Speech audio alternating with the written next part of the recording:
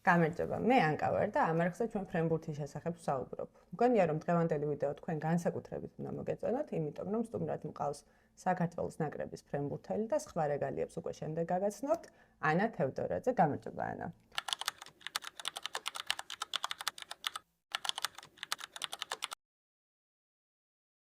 და დიდი მადლობა რომ დამთავრდი ამ ვიდეოს ჩაწერაზე, იმიტომ რომ ზოგადად თქვენი დაჭერა თბილისში და საქართველოში არც მარტივია და მიხარია რომ აქ ხარ და დამთავრდი და რაღაც ვიდეოს ჩავწერთ, რომელიც ხალხს დაინტერესებს დარწმუნებული ვარ. ძალიან დიდი მადლობა მოწვევისთვის, მიხარია რომ აქ ვარ ჩამოვიდი საქართველოში და თამაშობ ნაკრებში. ვიმზადებით ჩემპიონატისთვის. მომიყევი როგორია საქართველოში დაბრუნება და ნუ ნაკრებშიც დაბრუნება. 2 წელი რაც აქეთ არ ყოფილვარ და მინდა გითხრათ რომ ძალიან მომეატრა ჩვენი ქვეყანა, კულინარიას და ქალაქს თავს დავანებებ ნაკრებში თამაში. ხა ვემზადებით როგორც იცი ევროპის ჩემპიონატისთვის.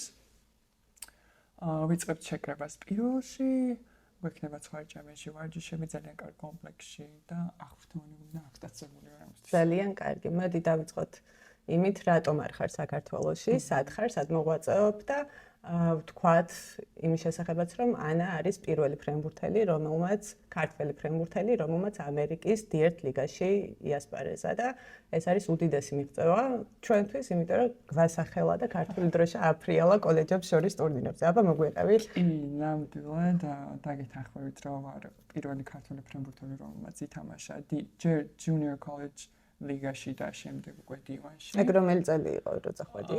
წავედი 2021-ში. ხო. და ვიპოვე სკოლა დავიწყე Miami-Dade College-დან 2 წელი დავამთავრე, ეს არის junior college. ეს იწყება ზოგადად შედარებით დაბალი ლეველია, D1-თან შედარებით, რა თქმა უნდა. 2 წელი ვითამაშე Miami-ში, შემდეგ უკვე გამომიჩნდა Power 5 School, Louisiana State University, რომელიც არის ძალიან ცნობილი ამერიკაში სპორტის მხრივ, იმიტომ რომ ჩვენი გოგოების ბასკეტბოლი, კალათბურთი. ქართულად ვიგებთ, გოგოების კალათბურთი, ბიჭების კალათბურთი და ამერიკული ფეხბურთი აქვს ძალიან მაღალ დონეზე, თავისი ბაზებით, ექიმებით, მკურნალობით აბსოლუტურად ძალიან მაგარი სკოლა. რაც უკვე dream school არის ნებისმიერი სპორტსმენისთვის ამერიკაში. ეს ფილმებში გვინახავს, ხო? ზუსტად ეგ არის. და მქონდა შესაძლებლობა, რომ ამიღო scholarship-ი და გამიგრძელებინა უკვე ლუიზიანაში და 2 წელი ვიყავი ლუიზიანაში. დავამთავრე ავიღე უნივერსიტეტის bachelor degree დეკემბერში და ახლა ჩამოვიდი აქ სათამაშოდ. ანუ იქ დაასრულე კოლეჯებში მოღვაწეობა, ესე რომ ვთქვა. 4 წელი.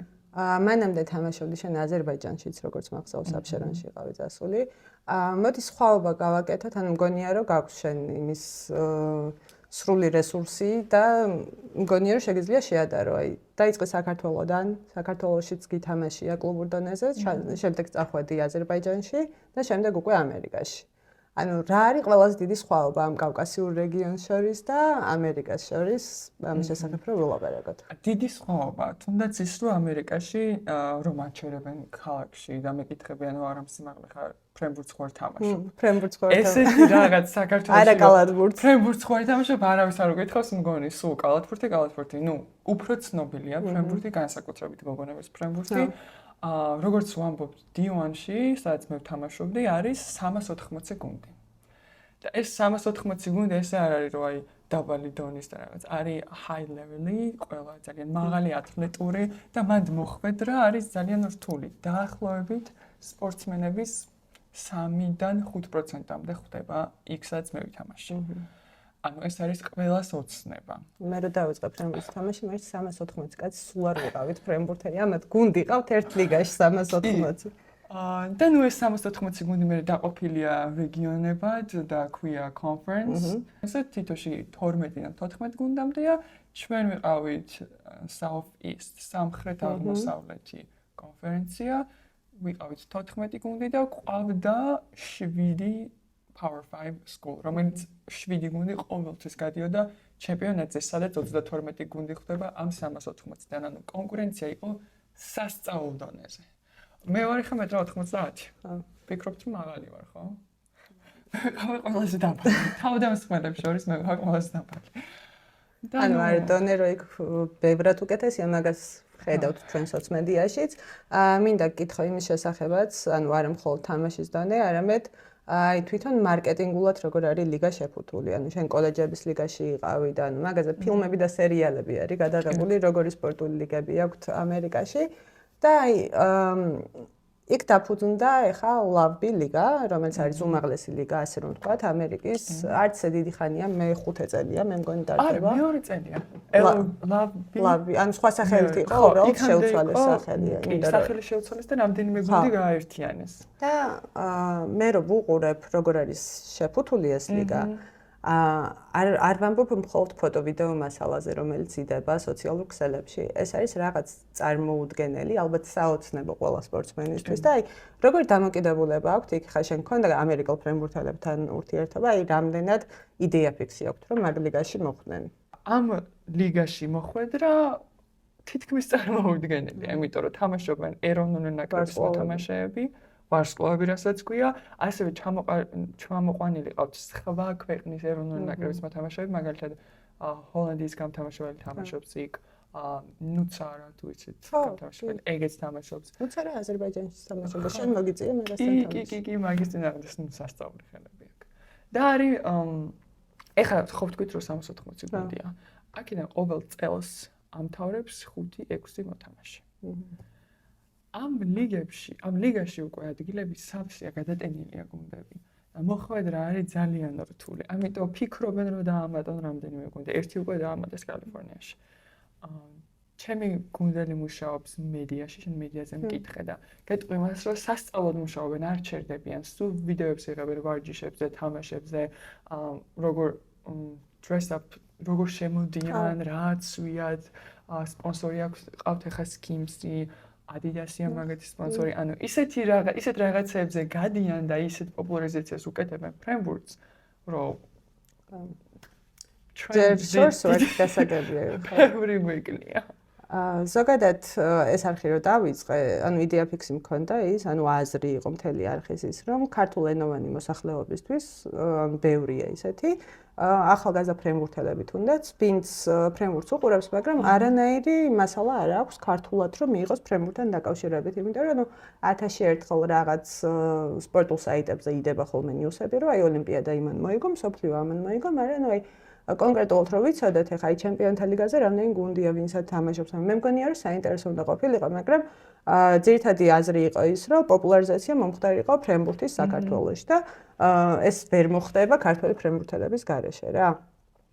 ის ფაქტი, რომ თვითონ კლუბებს სოციმედია არ ყავს, ეს არის ალბათ პირველი დანაშაული, რომ ანუ ყველა კლუბი უნდა ფიქრობდეს იმაზე, როგორ წარმოაჩინოს თავისი მოთამაშეები, მით უმეტეს ესეთი გოგოები რო თამაშობენ, ვერ ვიტყვი რომ ყველა ანასნაირია, ვინც საქართველოშია დარჩენილი, მაგრამ ბევრი კარგი მოთამაშე ყავს, კარგი მასალა არის სოციმედიისთვის და ძალიან გული მწყდება ამ ყველაფერს რო არ იყენებენ და არ მიდის ისე როგორც საჭიროა და შენის გამოცდილება გაქვს, რომ ერთ-ერთი ვარსკვლავი იყავი იმ ლიგის, გახდი best opposite 22-23 წლის სეზონის და ანუ იმ ხელშედეგია ეს ქართველი ფრენბურთელისთვის, რომ ნამდვილად მოსალოცი ამბავი.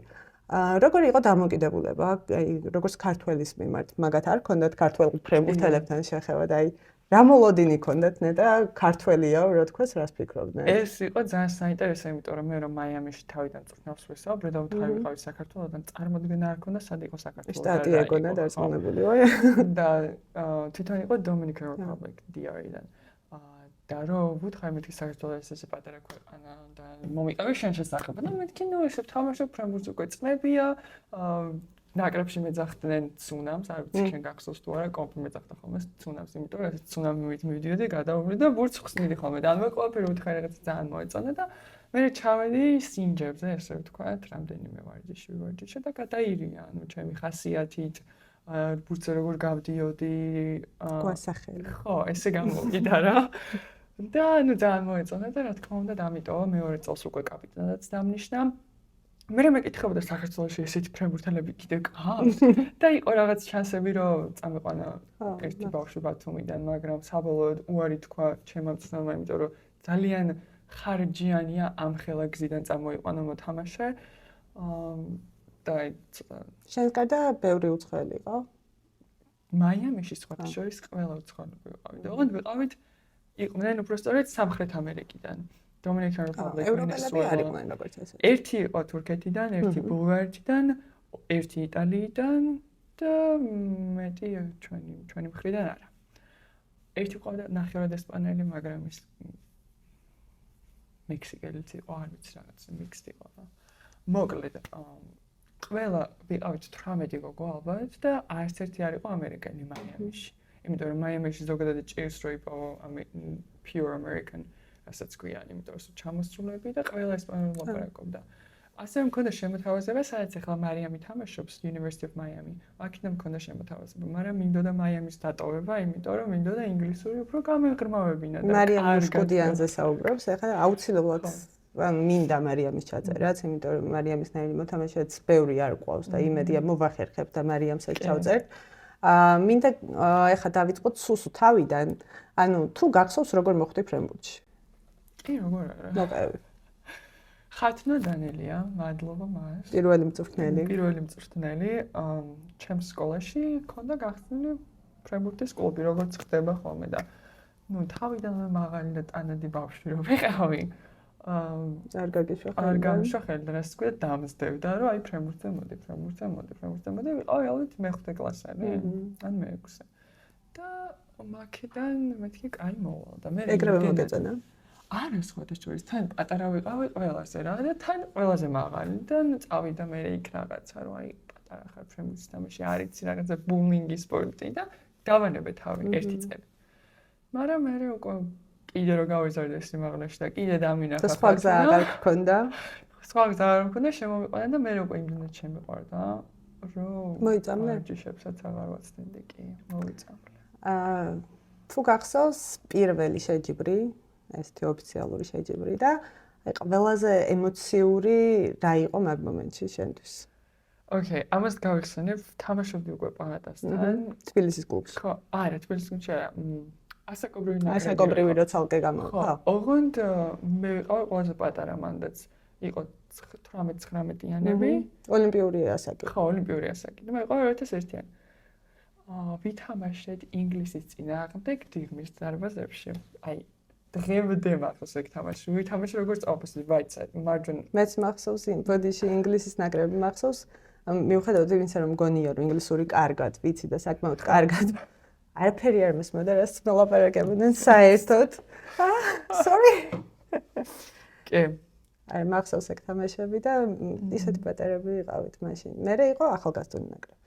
ხო, მე იყო უკვე ახალგაზრდული, ჩემი ასაკის ახალგაზრდული ნაკრები და თქვენც ძალიან საოცერთაობა იყო მართლა. ეს იყო პირველი ასაკობრივი, რომელიც ეს ჩემ თვალწინ იყო, პირველი იყო ოლიმპიური ასაკი 98-19-იანები და მე წამოვიდა უკვე 2000-2001-იანების ნაკრები და აი მართლა როგორი შეგრძნება იყო იცი რა აი რაღაცა გვეშველება რა აი ამ ორთაობას რომ უყურებდი კალანდაძე იყო წინა თაობაში აქეთ ესენი მოდიოდნენ და არ ვიცი მართლა მეგონა რაღაცა გვეშველება და რეალურად მაგორი ასაკით არის ეხა დაკომპლექტებული ეროვნული ნაკრები გუნდი აბსოლუტურად გეთანხმები დიდებიდან არავინ აღარ არის ხო დარჩენილი ხო მაგრამ ყველაზე დიდი ასაკით ყავს მარიამ გაფრინდაშვილი და ანა კალანდაძე რომლებიც იყო 18-19 ასაკობრივი ოლიმპიადის ხო ხო და მე მოდის უკვე მე ლიზი ლობჟანიძე ჩვენი ასაკიდან კიდევ ვინ არის ოკი მარიამ ვერაშვილი ხო ეგ ასაკია და მე უკვე შემოგემატნენ პატარები ხო როგორია თაობათა ცვლა ხა ნაკრებში თუ იგრძნობა და როგორია როცა თქვენ უკვე ყველაზე უფროსები ხართ ეგ მაინტერესებს სხვათა შორის ძალიან უცნაურად ჟღერს, იმიტომ რომ მთელი ცხოვრება მე და მარიამ ვერაშვილი ვიყავით პატარები. პატარებში იგულისხმებოდა 18-19-ამდე და ახლა უკვე როცა 24 წლის გახლავართ, დიდებში გავდივარ, ესე ვთქვათ და პატარა იტყვის ხოლმე დიდები, ჩვენ. და ნუ ყავს უკვე პატარები 2011-იანიც ყავს გუნდში და რო ვფიქრდები 2011 იყო გუშინ. ძალიან უცნაურია.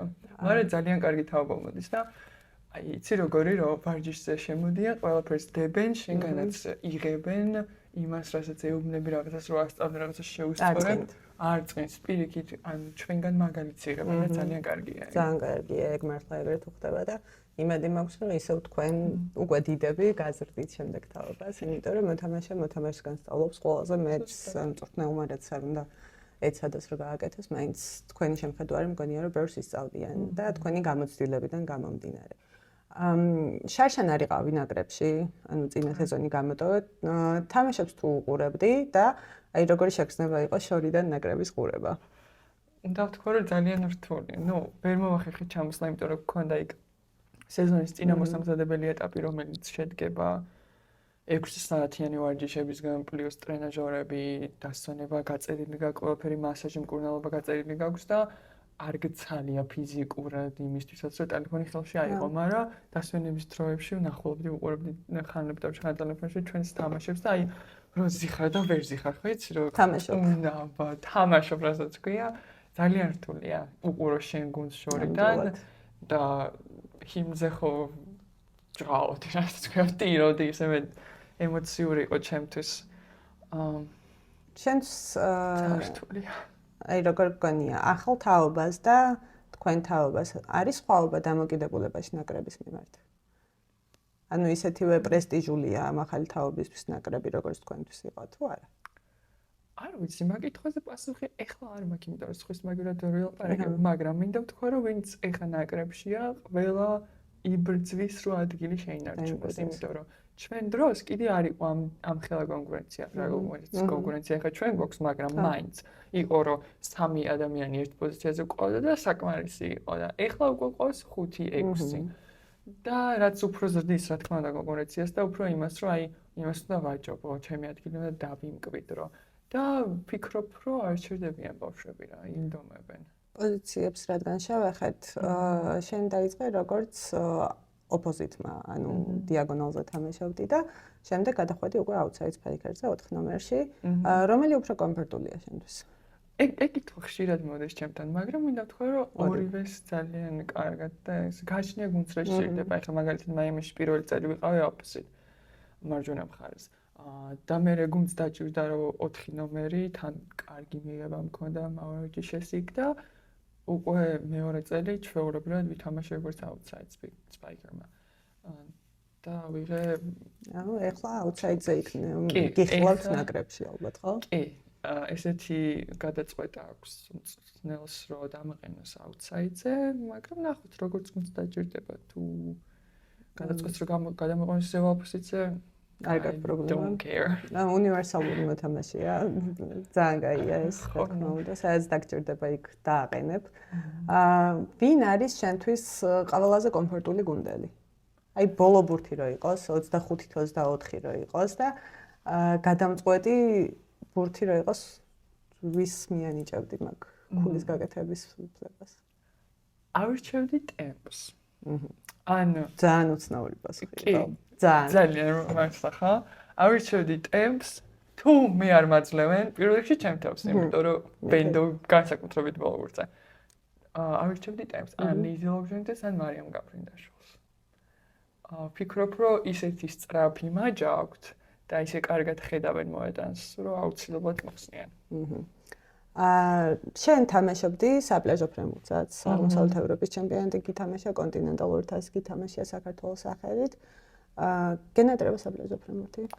თუ გაქვს საშუალება რომ მეში თამაშო? მაიამიშიც ვითამაშე, ან მაიამიში როგორც ხელა და როგორი ჰიმენ არის, მაგრამ გონდალები გავდიოდით ხოლმე მაიამი ბიჩზე და იქ თამაშობდით ქვიშის ფრენბურთს. მაგრამ სიმართლე რომ ვთქვა, არ მენატრება, იმიტომ რომ აი სიცხეში თამაში შენი არ არის. დისკომფორტს მექმნის სერიოზულს. თოლში გითამაშია? თოლშიც გითამაშია. მოგეწონა? ანუ სხვადასხვა შეხედულებები გვაქვს. მე ვერ ვიტან რომ ცივა მგონი. არ შემიძლია ვერ ვიტან სიციოს და გახურდები და საერთოდ ვერ ვხურდები. აზრი არა, გაყინული ვარ თავიდან სახლიდან რომ გამოვდივარ და 1000 რაღაც თერმოს ჩაცმა რო გიწევს და იქ კიდე თოლში უნდა იყო, ამდე ხან და იყინებოდი არა. ჩემი არ არის, მე უფრო ქვიშისკენ ვარ და კიდე მინდოდა მეკითხა დამოკიდებულება, აი შენ ვიცი რომ ძალიან გიყვარს ნაკრები და გოგოებთან ბავშვობიდან მოდიხარ როგორც ასეთი და აი რამე არის შეცვლილი შენი აზრით? ანუ აი პირველი სანაკრებო შეკრებიდან ეროვნულ ნაკრებში და ბოლო შეკრება, რომელიც ახლა ამ დღეებში უკვე გეწყებათ. ანუ თუ არის რამე შეცვლილი, მიდგომები თუ არის შეცვლილი, სავარჯიშო სისტემა თუ არის შეცვლილი, იმიტომ რომ მე რაც ნაკრებთან აღარ მაქვს შეხება, ანუ ეს შიდა სამზარეულო დიდად არ ვიცი. რამდენად გგონია, რომ წინ ვართ წასულები პირველი დღიდან ბოლო დღემდე, ანუ თუ ჩაერთო ტექნოლოგიები ამ ყველაფერში, ანუ თუ განვიხილავთ სტატისტიკას, თეორიულად თუ განვიხილავთ ამ ყველაფერს, იმიტომ რომ მე ვიცი, სხვა ნაკრებები, ანუ რაც გამოდის ინფორმაცია იქიდან, როგორ ემზადებიან, რა ტექნოლოგიები აქვთ, რა დონეზე აქვთ ეს სტატისტიკა და ისინი აყვანილი, იმიტომ რომ დღევანდელი ფრენბურთი არის თავდამოვლენილი სტატისტიკა. თქვენთან რა ხდება? საქართველოს ნაკრებში სამწუხაროდ ის რასაც სტატისტიკა ქვია, რომ იმ წვრთნელმა ვარჯიშს მერე გადახედოს, ვინ რამდენი დაარტყა, დაარტყა, როგორ მოხსნა და ასე შემდეგ, არ გვაქვს. მაგამდე ჯერ კიდევ ბევრი გვიკლია, მაგრამ რაღაც ტექნიკა, მაგალითად მოწოდების ტექნიკა, თავდასხმის ტექნიკა. გავათანამედროვეთ? კი, გავათანამედროვეთ იმ მხრივ, რომ ადრე როცა მე მოვედი ნაკრებში, იყო რომ აი ბურთი უნდა ჩააჭედო. ეხლა უკვე აღარ არის. ეხლა უფრო მაგარი მოთამაშე ხარ თუ დაარტყავ კუთხეებში. რაც ძალიან რთულია, ხო? რო აგიქვა, ანუ კუთხეში დარტყმა უფრო მაგარია. რასაც ბავშვობაში ხშირად გეუბნებოდნენ, სიგრძეში და არ. ზუსტად. ხო და ნუ მაინც ფრენბურთელებს გონია რაღაც უფრო ძლიერად წახვალ და რაღაც უფრო ჩააჭედე, უფრო მაგარი ხარ. მაგრამ სინამდვილეში ეგრე აღარ არის, იმიტომ რომ ისე განვითარდა და მეორე მხარესაც უკვე ბლოკი იმდენად კარგად გიყენებს, რომ ძალიან გაძლიერდა. შანსი არ არის, ვეღარ ჩაარტყა ეგრე მოკლე 4 მეტრში, 5 მეტრში. ამიტომ და წახვიდა სიგრძეებში. ეგ შეიცვალა მაგ მხრივ და დამოკიდებულება მოთამაშეების მხრიდან არის ხუთშორის შეცვლილი. უფრო ეს არის, როგორ ვთქვა, გაგებით არა. ჭკვიანურად და შემართებით არიან ვარჯიშს და ისე არ არის რომ ნაკრებში ვარ, იმიტომ რომ ადრე ეგრე იყო თითქოს რომ აი გარანტირებული გქონდა ადგილი და ეხლა როგორც თქვი არ არის უკვე რა, იმდენი მოთამაშე და იმდენი პერსპექტიული ბავშვი მოდის, რომ შეიძლება ნებისმიერ დღეს შენი ადგილი დაიკავონ, ასე რომ ბოლომდე უნდა დაიხარჯო ვარჯიშსაც და ნუ თამაშსაც რა თქმა უნდა. რომელი იყო ყველაზე ემოციური თამაში ეროვნულ ნაკრებში? ეროვნულ ნაკრებში. ვიტყოდი რომ 3 წლის წინ მგონი, როცა ვიყავ ბოლოს უკვე 2 თვით ჩამოსული. ახალ სპორტის სასახლეში? ახალ სპორტის სასახლეში ვითამაშეთ. იმასთან ფარერის გუნდთან.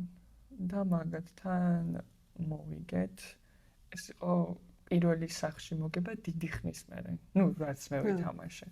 და ძალიან ემოციური იყო იმ მხრივ, რომ ანუ სახლში იყო, გუნდს მოუგეთ, კარგი თამაში ვაჩვენეთ. ეგ იყო და რაც იქამდე რაც მახსენდება 2017-ში ევროპის ჩემპიონატის ისე ჩატარდა, მაშინ ვითამაშეთ ხორვატიასთან.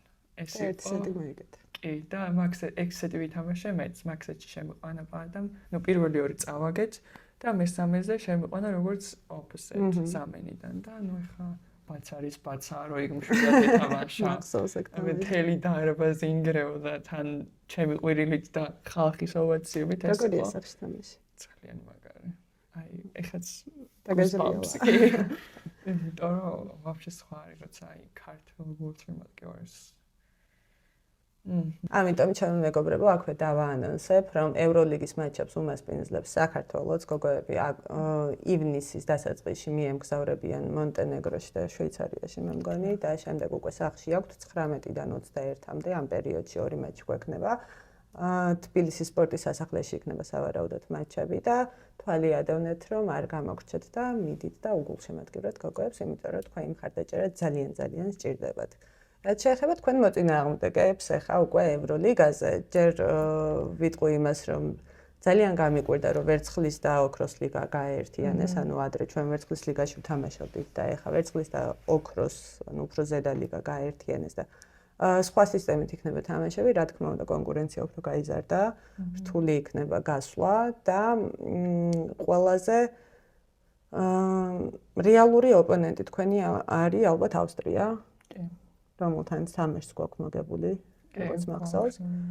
და ყველაზე რთული სავარაუდოდ სლოვაკეთი, სლოვენია, სლოვაკეთი, რომელიც ხო საკმაოდ მაღალ დონეზე თამაშობს და სლოვაკეთს ვეთამაშებით სწორედ თბილისში მე მგონი და მხარი დავუჭიროთ, იმიტომ რომ გვჭირდება მოგებები. სულ არის 26 გუნდი ევროლიგაში და 26-დან ცოტა უნდა ვცადოთ, რომ კარგი რეიტინგი დავდოთ. იმიტომ რომ ჩვენ ნაკრებს მგონია რომ აქვს ძლიერი მხარეებიც. კი, გეთანხმები, იმდენად გამოცდილი თავდამსხმელები გვაქვს უკვე. ამდენი წელია ვთამაშობთ ნაკრების დონეზე, კლუბურ დონეზე წასულები ხართ, თითქმის ყველა ვინც ძირითადი მოთამაშეა და მგონია რომ ეგ იმოქმედებს 6-დან 5 საზღვარგარეთ თამაშობს ძირითადი შემადგენლობის მოთამაშე და ეს საკმაოდ მნიშვნელოვანია და მგონია რომ თქვენი გამოცდილება ძალიან დაეხმარება ახალგაზრდებს და ვინც ახლა შემოგემატათ.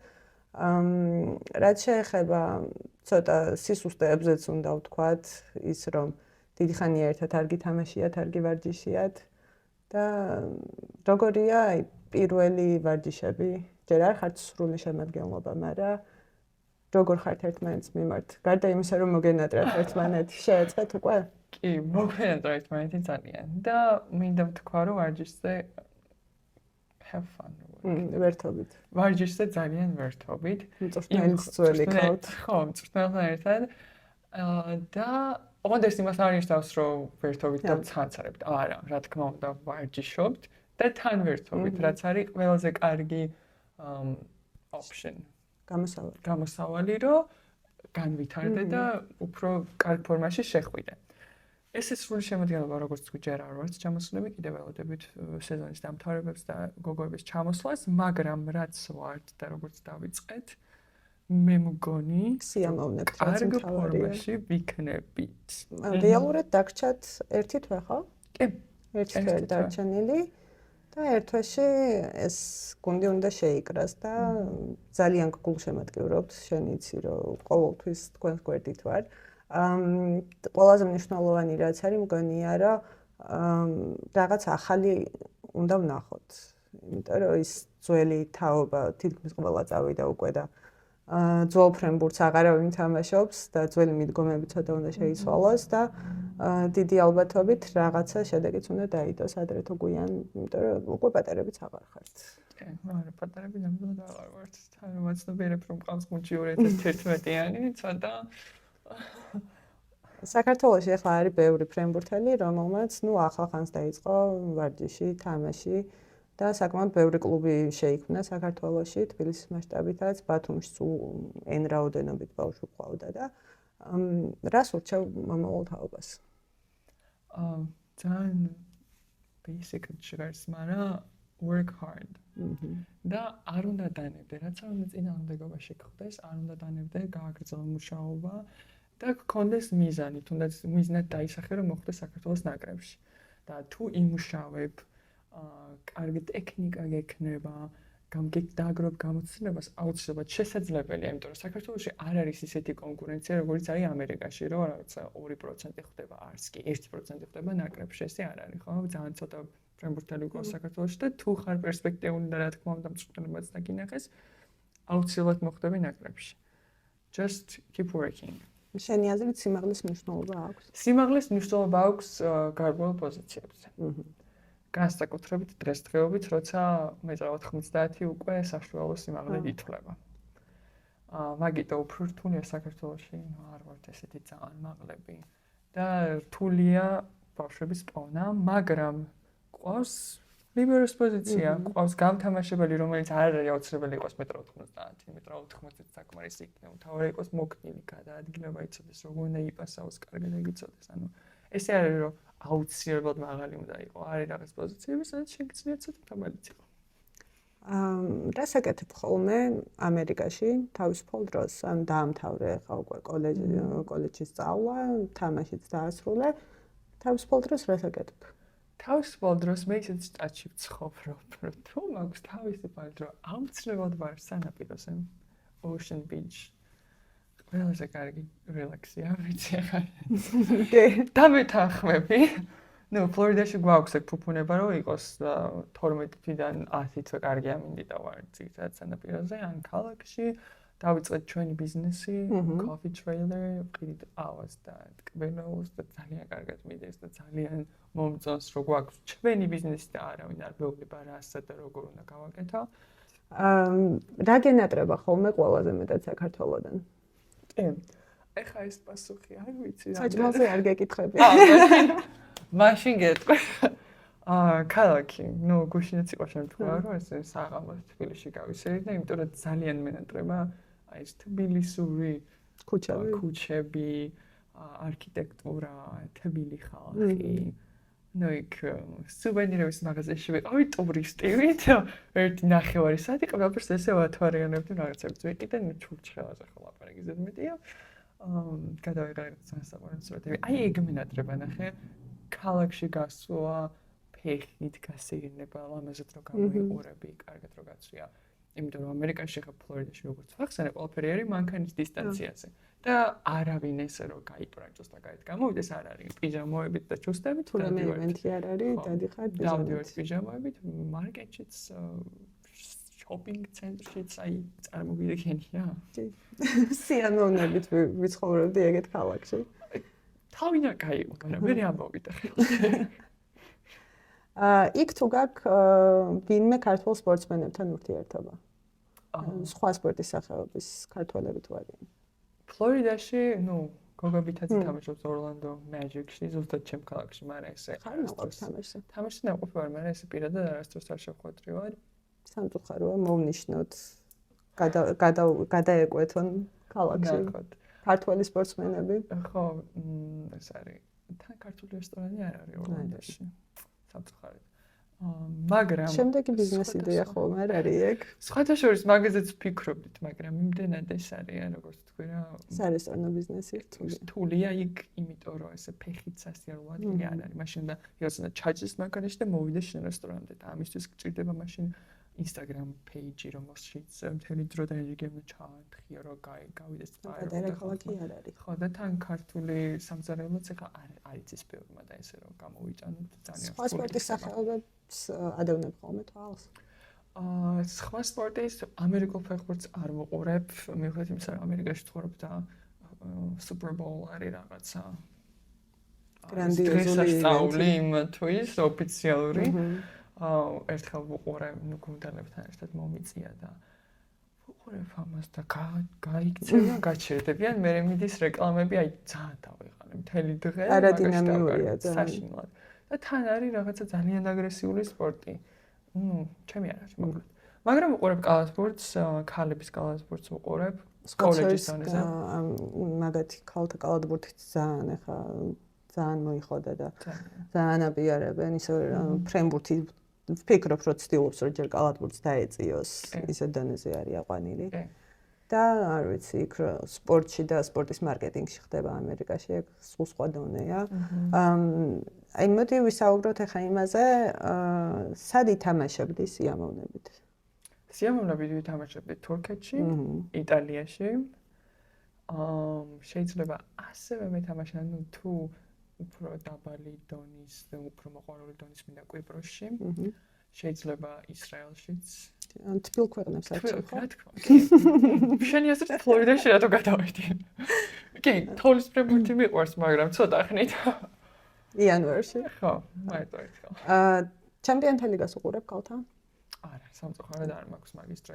იმდენად დაკავებული ვარ სეზონში იქ ფრენბურთის ყურებით. რომ ჩემ კონკურენტებს უყურებ. ზოგადად ჩვენს, ანუ მეც რო თამაშობდი, თამაშებს ვერ ვუყურებდი. ჯერ იმდენად მობეზრებული მქონდა სულ დარბაზში ყოფნა და ვარჯიში და კიდე სახში მივსულიყავი, ფრენბურთს ყურება არ მინდოდა და ბევრის გამსმენიან მე მეგონა მარტო მე ვიყავი ან ერთი-ორი კაცი ეგრე რომ ვინც აქტიური სპორტსმენია, ფრენბურთელია, თამაშებს თითქმის არ უყურებს და მეც სანამ არ დავამთავრე თამაში და ბევრი თავისუფალი დრო არ გამომიჩნდა, არაფერს არ ვუყურებდი ხოლმე, მაგრამ ვისაც ბევრი თავისუფალი დრო გაქვთ, აუცილებლად უნდა უყუროთ ისეთი თამაშები გვექნება, ეხა მაისშიც და ივნისში უკვე ერთი ლიგა დაიწყება და მერე უკვე ოლიმპიადის საკვალიფიკაციოებიც გვექნება. შენი აზრით, რომელი პოზიცია ფრენბურთში ყველაზე დაუფასებელი? ყველაზე დაუფასებელი? ყველაზე რთულს ვიტყვი და ჩემი აზრით არის ეს ტემპი, პირველი ტემპი. გეთანხმები. კი, ამბობენ რომ გამთამაშებელი გუნდის ტვინია და უნდა წაიყვანოს თამაში, მაგრამ ფიზიკურად და ასევე ტვინით პირველი ტემპი არის ჩემი აზრით ყველაზე რთული. ყველგან უნდა მოასწროს და ყველგან უნდა იყოს. და მაგის გარეშე თამაში გეშლება. ზუსტად. და დაუფასებელი ვიტყვი რომ ჩვენი 4 ნომრები, იმიტომ რომ ყველაფერს ვაკეთებთ. მიღება გინდა დაცვა, თავდასხმა, ბლოგი მოწოდება ყველა პოზიციაზე, ყველა ასპექტში და ყველა ტექნიკა უნდა იცოდეს. და აუთსაიდერი ხარ, ფით გამორჩეული, ანუ არ გვაფასებენ. მაქსიმუმ MVP გახდე თამაშის, თუ ბევრ ქულას დააგროვებ. ვისაუბრეთ უკვე ევროლიგაზე, ვისაუბრეთ იმაზე, რომ ძლიერი მოწინააღმდეგეები გეყოლებათ. შენი აზრით, რამდენად იმოქმედებს, არ შემიძლია არ ვისაუბრო ამის შესახებ, ანა კალანდაძის როლი რამდენად მოქმედებს, როგორც კაპიტნის, შარშან კაპიტანი იყო, წელს არ ვიცი, ჯერ ვინ გეყოლებათ კაპიტანი, მერე რო გავიგებ. მაგაზეც ვისაუბროთ მერე, აი როგორ მოქმედებს ანასნაირი მოთამაშის ყოლა მოედანზე. იმიტომ რომ ჩვენთვის ალბათ ერთ-ერთი ყველაზე წარმატებული ფრენბურთელია და რას ნიშნავს ანა კალანდაძის გუნდელობა? ანა კალანდაძე რა დონეზეც თამაშობს, მგონი მაგ დონეზე ბევრი ქართველი კი არა, ევროპელიც არ გასულა. ევროპელიც არ გასულა, კი. ნუ თავიდანვე დაიწყო მაგოგო კარგად და ქონდა plan გეგმა ქონდა როგორ უნდა ასულიყო ამ დონეზე სადაც არის და რო ვთქვი რომ hard worker უნდა იყო აი რაც არის ანა კალანდაძე ხო და მაგიტო ახლა ამ დონეზე ფენომენალურია თავის გუნდშიც და ჩვენთანაც როცა ჩამოდის ყოველთვის თავის მაქსიმუმს აკეთებს და იცი როგორ არის იმხელა გამოცდილება აქვს რომ ძალიან საინტერესოა მასთან თამაში და ისეთ ტიპებს გვაძლევს ხოლმე რომ მართალი ხარ იცი როდესაც ამაზე რატო არ მიფიქრე ეს რაღაცები ანუ ძალიან ბავშვებს როგორი დამოკიდებულება აქვთ ანას მიმართ იცი რა იყო ახლა აქ ის ბავშვები ვინც ახლა ჩვენ გუნდში არიან თავის დროზე იყვნენ ანა კალანდაძის ფანები ხო იმიტომ რომ სხვანაირად არ შეიძლება ხელმოწერა და ის და ანუ და ახლა უკვე მაგის გუნდელები არიან წარმოიდგინე ანუ რომ ყველაფერი შესაძლებელია ეს არის ზუსტად რა კი ნაკრებში თამაშობენ და აქვთ როგორ ვთქვა ფუფუნება რომ ნაკრებში ფუფუნება რომ ნაკრებში თამაშობენ თავიანთ აიდოლთან და წესით საბედნიერები უნდა იყვნენ და უფრო ანუ თვალებში უნდა შესწინებდნენ რა ესეთი მოდი უნდა იყოს და იმედი მაქვს რომ ანა კარგ ფორმაში იქნება სანაკრებო მატჩებისთვის, იმიტომ რომ ძალიან რთული სეზონი ქონდა მასაც და მთელი სეზონი თითქმის ძირითად შემადგენლობაში ითამაშა. ძალიან რთულია, როცა მთელი სეზონი წამყვანი მოთამაშე ხარ და ჩამოდიხარ და მერე კიდე სანაკრებო თამაშები გიწევს, მაგრამ ანას არასდროს უღალატია ნაკრებისთვის, როცა შეეძლო ყოველთვის ილიდერა და მგონია რომ შენი გამოცდილება, შენი თამაში, ანას თამაში და აგრეთვე სხვა გოგოებიც, რომელიც შემოგვიერთდებიან უკვე სანაკრებო პერიოდში, თავის როლს ითამაშებენ და ყოველ შემთხვევაში ლამას ფრენბურთს და ლამას სანახაობას ვიხილავთ მოახლოებულ მატჩებში, რაც შეეხება ჩემს სტუმარს, კიდევ ერთხელ შეგახსენებთ, რომ ეს იყო პირველი ქართველი ფრენბურთელი, რომელმაც ამერიკის D1 ლიგაში ითამაშა, გახდა საუკეთესო მოთამაშე ერთი სეზონის, ну, მოკლედ, ბევრი რეგალია აქვს, რომელიც ახლა რო ჩამოვთვალთ ვიდეოს ბოლოს, კიდე ძალიან გაგვიგრძელდება და ამ ვიდეოს კომენტარებში შეგიძლიათ დაუსვათ ანას კითხვები და ანა აუცილებლად პირადად გიპასუხებთ. რაც შეეხება ამ არხს, აუცილებლად უნდა გამოიწეროთ, აუცილებლად უნდა დაალაიქოთ ეს ვიდეო და კომენტარებში დამიწერეთ კიდევ ერთხელ ვინ მოვიწვიოთ და რა კითხვები გაქვთ ანა თევდორაძესთან. მე დაგემშვიდობებით და დაგემშვიდობებათ ანაც და შემდეგ შევხვედრამდე. კარგად. მადლობა მოწვევისთვის.